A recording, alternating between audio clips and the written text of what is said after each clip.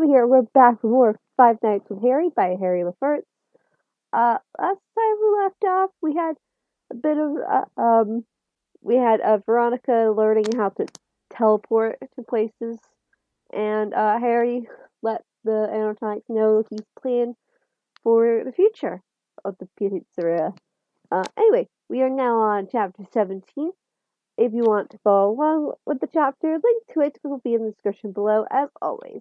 So, let's get started. At the border at the edge of the afterlife, the young boy waited. He had been waiting for his mother for so long after his death. Eric knew, though, it was not his mommy who really killed him, but the bad men who were making his mommy do things she did not want to do. The 4-year-old could still remember how his mother trembled and cried as she did what the bad masked men told her to. Suddenly, he shook those thoughts away and continued to wait. It had been so long since he started to wait. But he was a good boy, and Chloe always told him not to go too far away from her, and that he should stay by her. So he tried to be as close to his mommy as he could. Sometimes, sometimes he could even hear her. Eric, Eric, baby. Each time, though, he cried a bit, as she could tell she was really sad and hurting. Though once when he heard this clanging sound and his mommy screaming, which made him scream as he was scared something bad had happened. But then, after a time, he could hear her call out for him every once in a while again. Some of the other spirits that passed him had tried to convince him that he should continue on, only to get the same answer each time. I'm waiting for my mommy, and she'll come for me. Then we'll hug each other, and I can tell her that I love her, and she'll tell me that she loves me as she gives me a kiss on my forehead. The other spirits would then sadly shake their heads and disappear. He wasn't so lonely now, though. Sometimes this nice red-haired woman and black-haired man walked up and sat with him. They said that they were Mommy and Daddy, and they were there in case their little boy came by, though they said they hoped that he didn't. All three of them would talk, and Eric would ask Mr. James about Daddy's, since it had always been him and his Mommy. Not that he loved his Mommy any less, but they only had each other. Now he could sometimes feel her, as if she was really close by, so he would look for her. Then he would feel a pull somewhere nearby and would follow because he knew that his mommy was nearby. All he had to do was find her, and they would both be really happy and have hugs and kisses. Mommy would lift him up and twirl him as they laughed together and smiled. Just recently, he blinked and found himself in some kind of box. Eric was really tired, though, and his eyes closed again, and he found himself back wherever he was when he first lost his mommy. And it happened again. He was less tired now, but still sleepy, and he could hear his mommy talking with someone. Well, everything felt weird, like he was really big. He was happy though that that his mommy was nearby, and he could hear her and feel her. If he could stay awake longer, then he could tell her he loved her and hug her. Hug her. She gave the best hugs after all. But then his eyes closed again, and he seemed to go to sleep before he woke up in that weird place again.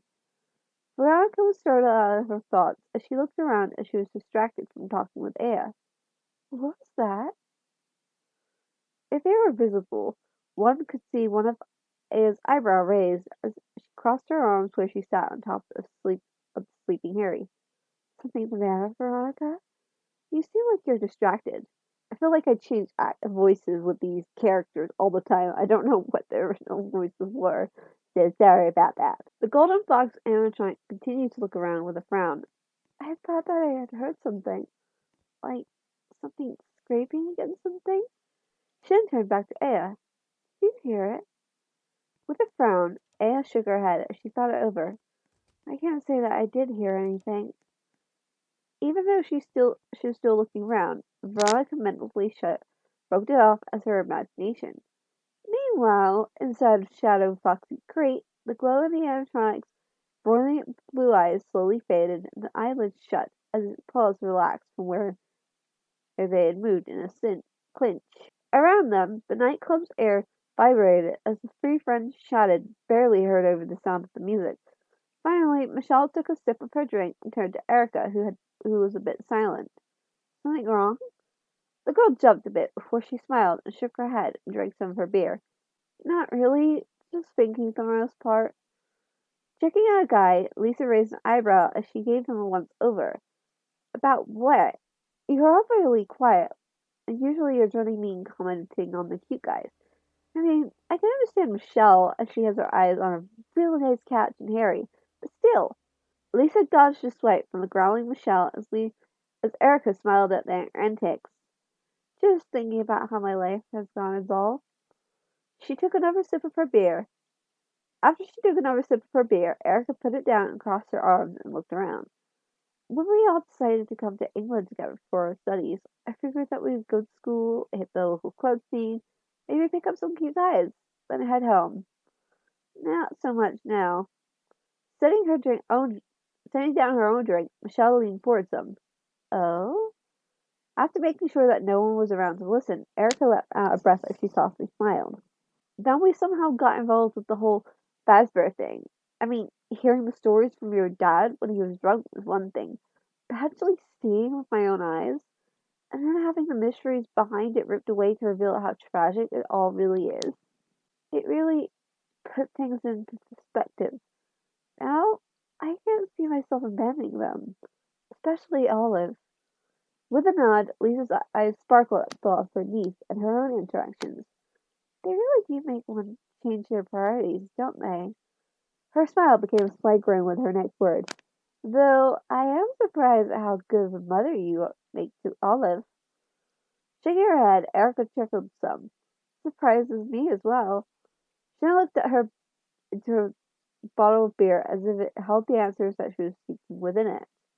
For someone who's a bit of a party girl in her late teens, someone who's helping out a group of unfortunate children becoming a mother. Well, my dad always wanted me to become more responsible.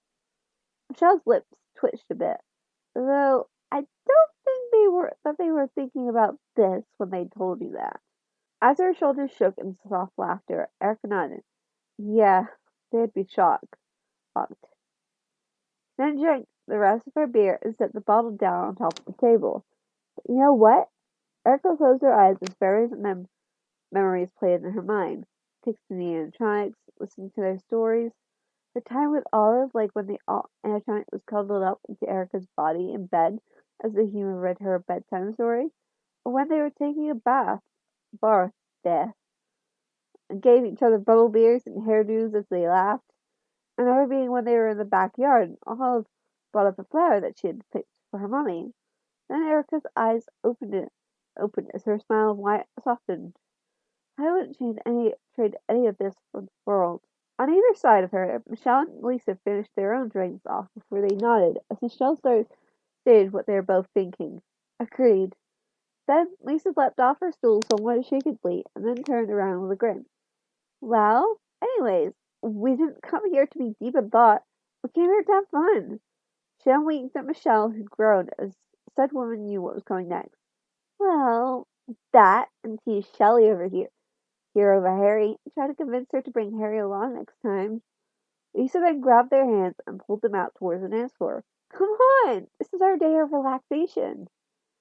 Laughing, the two young women let her pull them onto the dance floor where they proceeded to just let the beat of the music take over and leave all of their worries and cares fall away. The door to the backstage area slowly opened, and Freddie stepped into the room with a frown. He watched as Harry walked up to one of the costume heads on the shelf and grabbed it then, after a moment, tilted it back. There was silence while Harry did this two more times before Freddie cleared his throat. Harry, is there something the matter? Harry froze for a moment, then he sighed and leaned back against the table as he continued to look at the heads. You know, phone guy asked me to check the heads back here in these phone calls during that first week. I never really did. I had reasons why I never bothered to do so. Slowly, Freddie nodded as he walked up beside Harry and sat down on the table. Because you disliked him? With a frown, Harry climbed up on the table and sat beside the animatronic bear as he put his elbows on his knees. I would be lying if I said that I didn't dislike him due to his phone calls. The others about the hidden room only solidified it. A sigh escaped him a bit as he now seemed to stare through the heads. The guy knew all about what was going on and kept trying to convince the guards that there was nothing to worry about. In fact, he almost didn't seem to care all that much, except to give a warning to the guards after him. I don't know, maybe it's wrong for me to not really care for him all that much, especially as he's likely a part of the Black Mass. I guess he tried to help, even a little, but the wizard paused for a moment before he continued. Did did any of you know his name or who he was? As he also leaned forward and stared at the heads, Freddie shook his head. Not really. Then me and the others tried not to know who the night guards really were. Wait, what? Who the night guards really were? It. That doesn't make sense. It. Anyway, we hoped that by doing so, it would make things easier for us. We could try to pretend that they were just strangers. His head tilted to the side. Harry glanced up at him as he whispered, "Did it ever really help any?" There was silence from Freddie before he shook his head, his eyes staring off at something in the past. No, it never really helped. But all we could do was continue on the best that we could, promising ourselves that we would try and make it up and redeem ourselves in the future. We did take some comfort in how we didn't want to, but would be in control. It's strange, really, that being stuck in your head and eternally screaming and trying to fight, even if it failed, helped a little. But only Foxy and I had any real success with that. The marionette was just too strong for Chica and Bunny. With Foxy, he would try to fight him off, and then run to try as if it would let him escape from the marionette's voice. I mean, I could hold him off by focusing on one spot and the light, but after a few days of being chipped away at, or if the lights turned off, as if he was much stronger in the dark. Beside him, Harry just nodded. You know, you're all stronger than you think. Sadness was on Freddy's face as he let out a shuddering breath as memories of screams and pleading drifted through his mind before he shook it off. Not strong enough, though. After a few moments, he shook it off. As to your question, I only know a bit about him, and that is mostly from Olive and Veronica. They actually knew who he was before, though only by his voice, not name. That caught Harry's attention, and he turned to Freddy. I let them listen to his voice recording one night, and they recognized the voice. According to Olive, he worked at Fredbear's as a busboy. Veronica also met him a few times and said he was a guard and then a head guard. Shaking off some of the darker feelings, Freddie turned to Harry. Why? What happened? After a few moments, Harry grunted. I was talking to Ashley before she left today. Asked me to come in a little early. She, promoted me to head guard, as it seems the pizzeria is supposed to have one. That caused Freddie to blink in surprise. Well, congratulations then. Though, aren't you leaving for Hogwarts in a few weeks? Molly chuckled. Harry nodded. Yeah, but since I'm currently the longest serving guard here, with some of the employees pulling double duty as the day guard, turns out that as the senior guard, I have become the head guard. His face then fell. It also came with a new uniform. Did I say unicorn? It's probably because it's similar. Anyway, which had been placed in a sealed bag in storage. Ashley could not understand why it was still untouched by time since it had been put away in 1978, and it still had a name tag on it from the last head guard who she said disappeared on the night shift.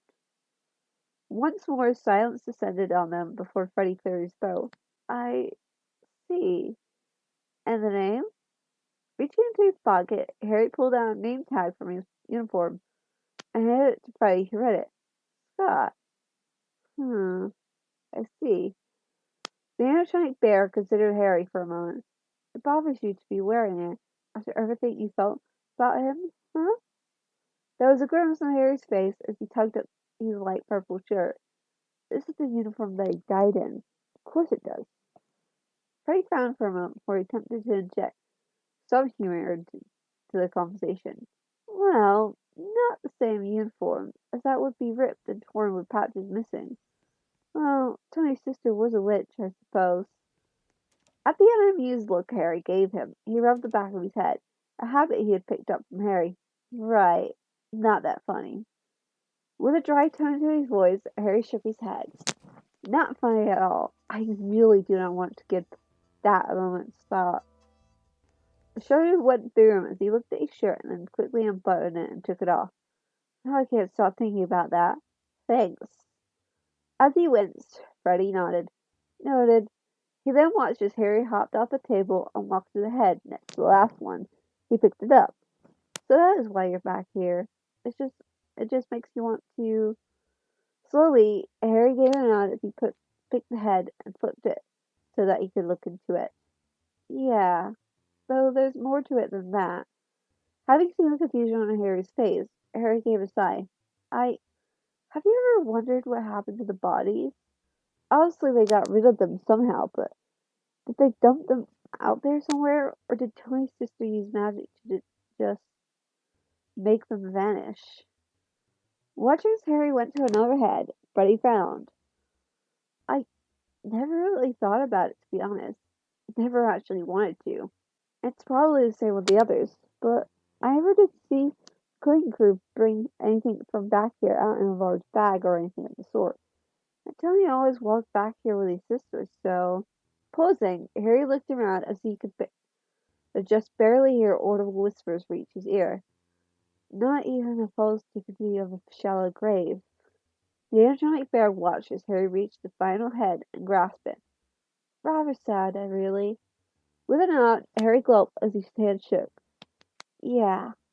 He then flipped the head over and found that it was empty, just like all the others.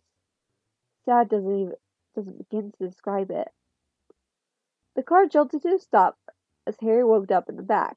Was that? A giggle next to him caused him to blink and raise his head to see a smirking Michelle. Comfy much?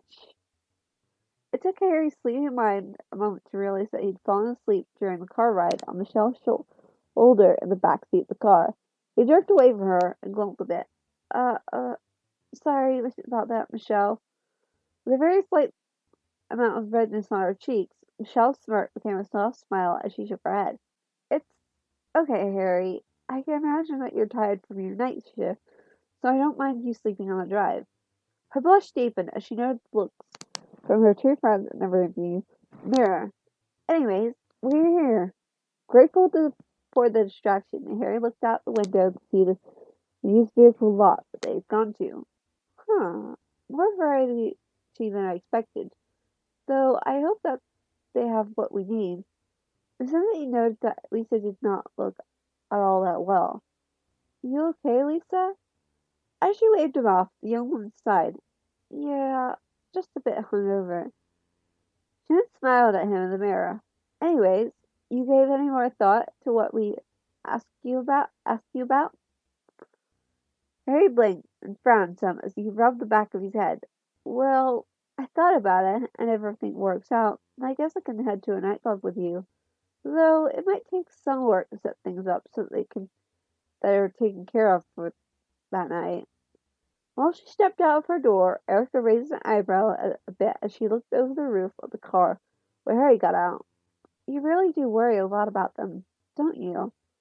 However, Harry just shrugged a bit with a smile. Yeah, well, they're family, you know? Or about the closest that I could come to an actual family in reality. He didn't notice how Erica shared a look with both Lisa and Michelle at that as he looked around the block.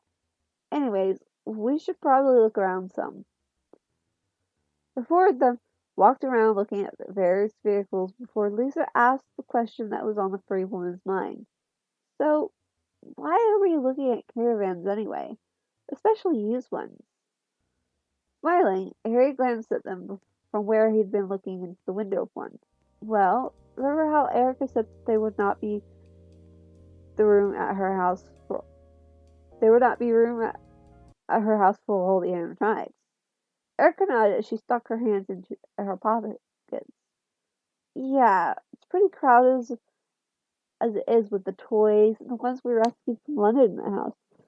Thankfully, the attic is pretty roomy, and so is the basement. Still, I don't think that I can take in anymore. She then frowned thoughtfully as she looked around at the used trailer homes. Wait, isn't one of the things that wizards can do is expand spaces? With a grin on his face, Harry nodded. Among other things, yes. He then tapped the trailer that he'd been looking at. I talked to both Sirius and Remus about it, and they also talked to Mr. Weasley about enchanting. Turned out that there's actually a bit that's allowed because they count as a normal motor vehicle. Expanded insides, climate charms for comfort, and the whole thing. Then Harry's grin became a grimace. Turned out that for all their hates for muggles, families like the Malfoys pushed for those laws so that they could have fancy enchanted cars. Knowing who he was talking about, even if the others didn't, Erica nodded. So, what are you doing with these? The young wizard shook his head. Mainly expanding the inside into something like a small home. Should be big enough for all of us and the Enertronics, really. Along with some magical appliances such as stoves and that. Also, a bunch of protections on it as well. Despite the odd look that Erica gave him, it was Michelle who spoke up. Whoa, why would it need to be big enough for all of us? And if you did all that, wouldn't there be some kind of, I don't know, stuff about not letting anyone without magic from being inside or being able to notice? Several moments passed before Harry turned towards them and made sure that there was no one around in hearing distance. With Voldemort being active, I figured that besides having a place for the Enchantress, it would be best to have one for us as well, to hide out in just in case. Being Sally Ann is Muggleborn, she'll be not near the top of the list for Death Eaters to go after. I'm not going to have you girls without a way to get away and hide. He blinked though as he found himself being hugged by the three young women before they pulled away. Issa gave him a smile. Thanks. She then smirked as she glanced at Michelle. You really landed one hell of a guy here, Michelle.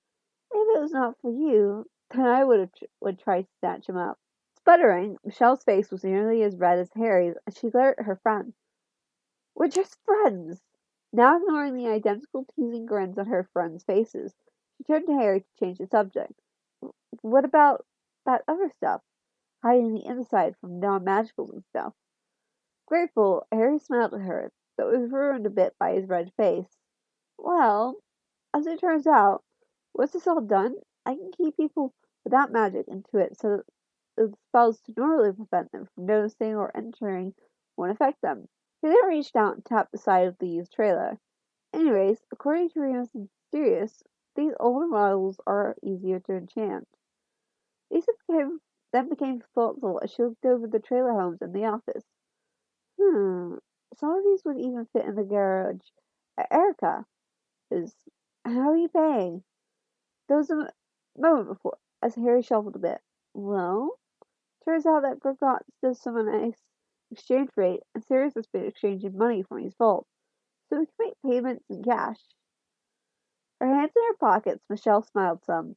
Well, let's go and have a look around then. Just as he's passing the Black Family Library, Remus paused as he heard sounds coming from inside and poked his head in. To his utter surprise, there was Sirius at a desk with a number of books open around him as he looked in one before he scribbled something onto a sheet of parchment. Padfoot? What are you doing? The jock animatronic jerked a bit before he turned towards Mooney and grinned.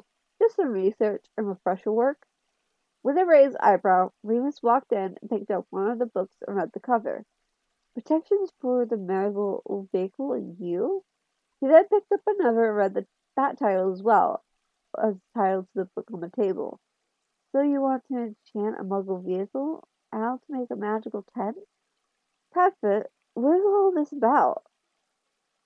Leaning back with a grin, Sirius just stretched some. You know how Harry is getting that trail thing? Slowly, Remus nodded. Well, Harry was wondering what could be done for it, so I offered to look up my old notes for my motorcycle and some of the books I got on enchanting. He then waved at the parchment. Once that's done, I'll enchant it and place some protections on it. As he sat down and looked over some of the notes, Remus nodded and he glanced over at Sirius. He looks happier. Wanted. Slowly, a smile spread across his face. thinks that Harry giving him something has really helped him. Pulling up a chair, Ruth sat down beside him and continued to look over the notes. Some of these might be a bit much at the moment, Papa. Then he spied something else and looked at it. What the bloody hell is this? Sirius looked at what he had spotted, and his face fell a bit.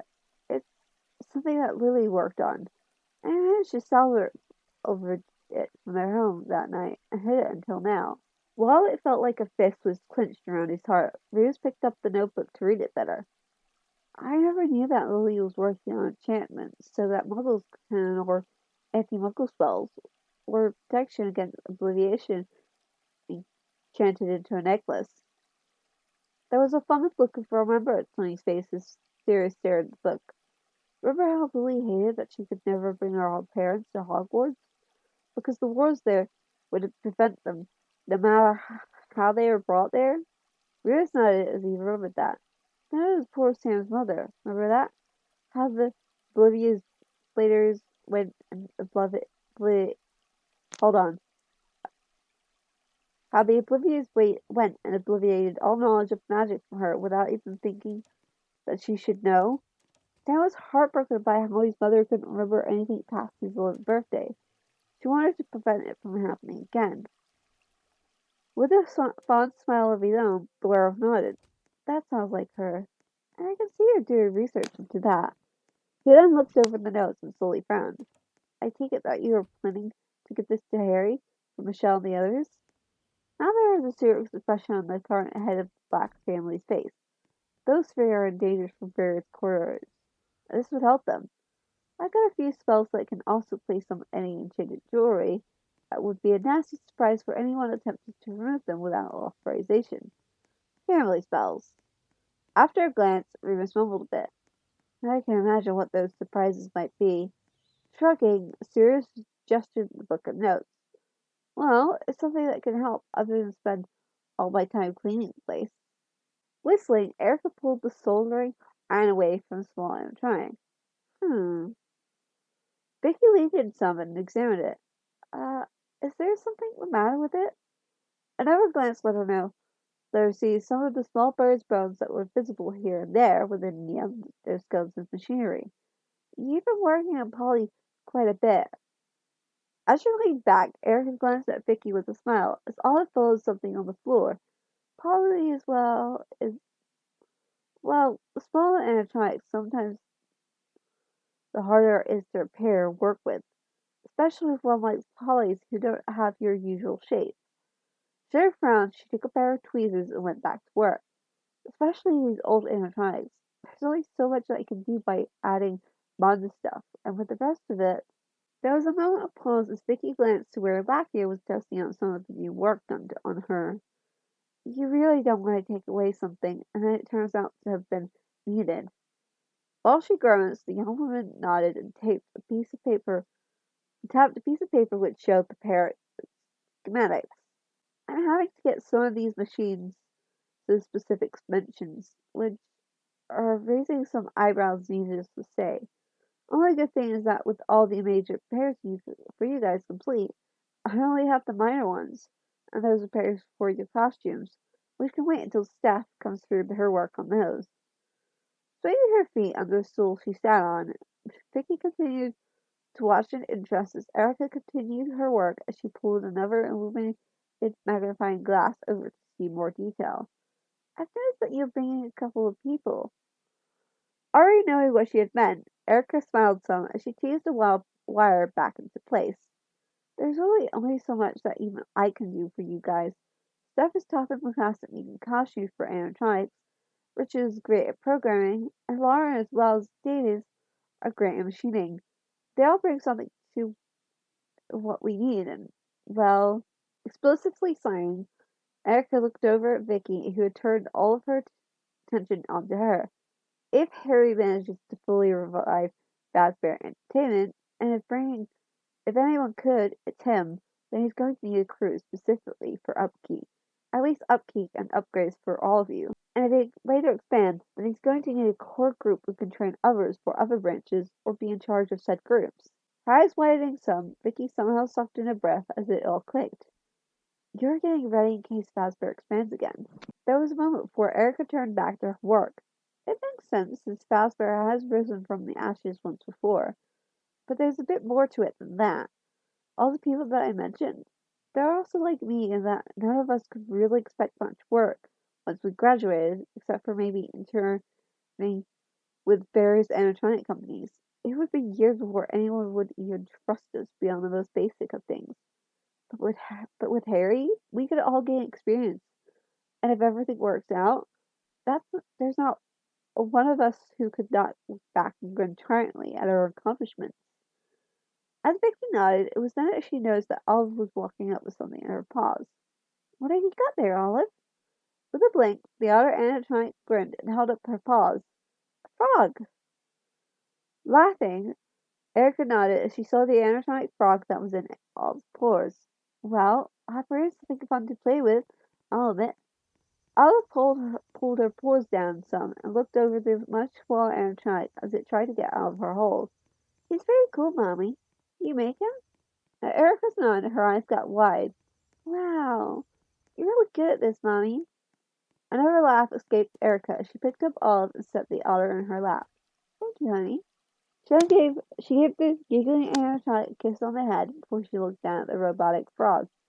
Hopper was actually one of the first animatronics I ever made, using a kit my godfather gave me. Did all the work on him myself over the years, and I'm pretty proud of him. Having stuck her tongue between her lips, Olive set the small animatronic on the table and watched as it hopped around like a real frog. He's so cool, like a real frog. If anything, Olive's smile widened as she felt the rumble in her own chest from laughter. He's certainly that, Olive. He's certainly that. A soft squeal escaped from Olive as Erica's finger tickled her some. Mommy! Suddenly she felt the weight of something and looked up to see Hopper on her head, much to the amusement of both Erica and Vicky, who smiled at the laughter. Hey! Get off my head! Erica barely kept from falling from her chair laughing as Hopper jumped from Olive's head and began to race around the basement workshop with Olive in Hop's suit. Get back here! With a gesture with his hands, Harry gave a sigh toward the older woman. You see, Ashley, I got an invite out for a trip with some friends. It's only for a single night that I won't be a guard here for. Biting her lip, Ashley frowned as she thought over her options. I really don't want to say no to you, Harry. You have pretty much the best guard we've had here in my memories anyways. But the issue is finding someone who's willing to take over the night shift. Even if it's for just one night. Remember, you see. Suddenly a voice piped up. I can do the night shift if you want. Both of them turned to see Susan already in her waitress uniform as she blushed. I was just walking by when I overheard. Harry crossed his arms and raised an eyebrow. If his friends were here, or someone else who closely knew him, they would have spotted the mischievousness that sparkled in his eye. It's not an easy job, Susan. The redhead just placed her hands on her fists. What? Hips. I don't know. So, I can handle it easy. After a moment, both Harry and Ashley shared a look before they shrugged as the older woman turned towards Susan. Well, if you really want to do this. Snorting, Susan crossed her arms across her chest. I do. With a sigh, Ashley shook her head. Well, I don't see any problem with it. Do you, Harry? Humming, the wizard shook his head as his mind started to roll around an idea with which to get back at Susan for what had happened with her aunt. No, I don't really see a problem with it. I'll still leave you with a phone message so that you know the basics of the job among other things. As she frowned, Ashley tapped her chin. Are you sure that you want to do this, Susan? I've heard stories about the night shift. I've rarely seen a guard last long before they leave. However, Susan just rolled her eyes as she sniffled. I just got to do patrols and watch cameras is here. How hard could it be? Then she blinked and turned to Harry with confusion. Why are you laughing? There was another laugh that boomed through the place and caused them to turn to the stage where Ashley shivered some. Why the bloody hell is Freddie laughing? Susan shook it off, though. Nothing to worry about, Susan. Nothing at all. Having walked out of his relative's house with the best clothing he owned on, Harry smiled as he noticed Erica's car pull up the curb with Michelle and Lisa in the back seat. Hey there. Once he got inside, Michelle grinned at him as he buckled up. Excited yet? All Harry did was nod as he leaned back in the seat. You kidding? This is the first time that I've ever been to a nightclub. He then frowned a bit as he rubbed the back of his head. So, what's the plan? The pretty young woman shared a look before Erica smiled at him through the rearview mirror. Well, first thing we're going to do is choosing a designated driver, which is going to be me. So if I have anything, it might be a beer. Erica waited until Harry nodded and continued. Once we're at a club, just a few rules. 1. Don't trust any drinks that comes from anyone but us or the bartender. Not that you'll be able to drink alcohol while we're out anyways, but we don't want someone slipping you or us anything. With a smile, Harry just shrugged. Maybe another time. Lisa then snapped her fingers. Hey, we could continue once we get home or something. Have Harry stay the night? Private residence and all that. They all turned to him, and all Harry did was shrug. Honestly, I was going to ask if you had somewhere to sleep, as I know that Dursleys would not want me slipping into the house at like 3 in the morning. Having shared a look, all three young women grinned as they pulled out onto the road. Anyways, next rule is to stay close to us. We don't go anywhere except in pairs, just in case. Seeing the expression on his face, Erica shook his head. It's trouble. It's to prevent trouble from happening. Whoever is with you when you do your business will just stay outside the doors. Third rule is that we keep an eye on ours and each other's drinks to make sure no one slips something in without us seeing. Fourth rule, we always have something to eat before we head out so that we have something in our stomachs. As he frowned, Harry sighed. Shame that I can't take you all to Leaf Culture then. You'd like the food there, and I could pay you back. Michelle tapped her chin and thought. Any idea of thinking takeout? Because then you and Erica could go in and grab some food and come back out and we eat in here. The two of you could go in after all. Realizing how it sounded, she waved her hands in the air. Not that I'm telling you to. Oh, crap. To her surprise, Harry just chuckled some. Honestly, I don't mind. He didn't finish the rest of his sentence. After all, I was going to send home some wizarding sweets for you as well as Chica and the others. While she waited for a light to change, Erica slowly nodded. That sounds like a good idea, and it would help. Okay then, we got a plan. Meanwhile, Lisa looked into the rearview mirror where she watched Harry chatting with Michelle. Phase 1 of getting Michelle a nice boyfriend is complete. Now for Phase 2. Sighing, Susan rolled her eyes at her aunt. Auntie, I'll be perfectly fine. There's no need to worry. After a few moments, Amelia slowly nodded. If you're sure, I'll pick you up in the morning. With a nod, Susan started towards the pizzeria as she adjusted the cap on her head. Amelia waited until her niece was inside to leave. Inside, Susan walked over to the stage and looked up. I kind of feel sorry for you. I am not authorized to place you on free roam after all. She had glanced at Pirate Cove before she walked to the security office. After an hour, the clock struck midnight as she leaned back in her chair, bored. Ugh. I told Harry that it wouldn't be that bad. This is utterly boring. It was at that moment that the phone rang. Ooh, and that's the end of chapter 17. We'll have to see how Susan gets on in the next chapter. But anyway, I hope you enjoyed this chapter. If you did, make sure you leave a review.